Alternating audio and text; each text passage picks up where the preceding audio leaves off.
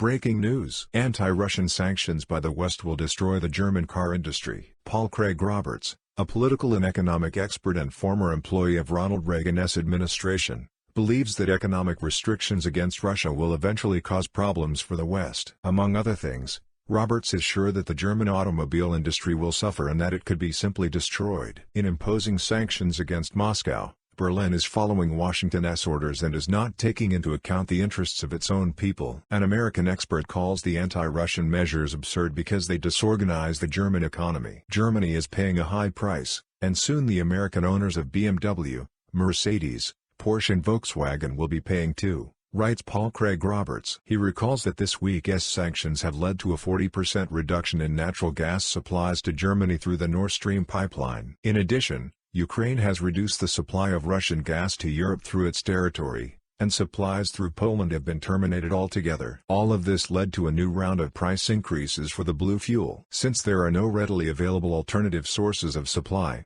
it will be difficult for the German industry to function. The American expert notes that some European factories are already closing. German car owners can probably expect a shortage of spare parts. It is possible that Washington's sanctions against Russia will destroy the German auto industry. The former White House staffer comes to a sad conclusion. In his opinion, the Western world may soon find itself in a state of recession and political instability. The U.S. and its allies will blame Russia for all of this. But we should not forget, Roberts stresses, that it was Washington's sanctions, not Russia's, that drove up prices and disrupted energy and other markets. An ill-considered attempt to blackmail Russia has had unpleasant consequences for the West. The ray of hope in the looming economic difficulties is the demise of globalism, states the U.S. analyst.